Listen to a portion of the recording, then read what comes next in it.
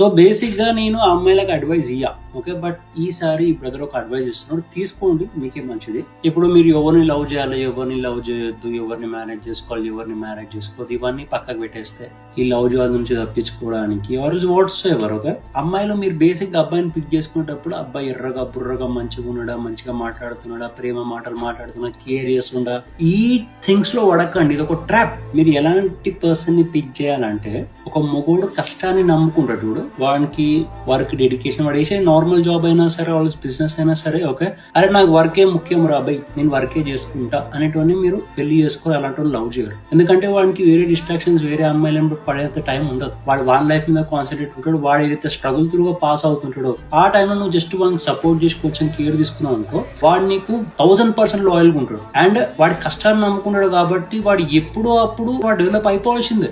లక్ష్మీదేవి కనకరిస్తుంది, ఘోరమైన పైస వస్తుంది. అండ్ నువ్వు వన్ స్ట్రగుల్ ఫేస్ లో వాడికి అండగా ఉంటావు కాబట్టి నీ లైఫ్ సార్ట్ అవుట్, ఇద్దరు life sort out, happy life, okay. అలాంటి పిక్ చేసుకోరు మీ లైఫ్ కోసం. బ్రో, మనం ఎన్ని అడ్వైజులు ఇచ్చినా ఫిలాసఫీస్ చెప్పినా ఎన్ని చేసినా వాళ్ళు లవ్ అవుతూనే ఉంటారు. వాళ్ళకు ఇది సరిగా లేనప్పుడు ఏం చేస్తావు నువ్వు? ఎలాంటి ఎన్ని ఇచ్చినా వేస్టే. సో నువ్వు నీలాంటి వాళ్ళు 100 మంది చెప్పినా, 2000 మంది చెప్పినా, 10,000 మంది చెప్పినా అంతే. మన ఇండియాలో మొత్తం ఇంతే.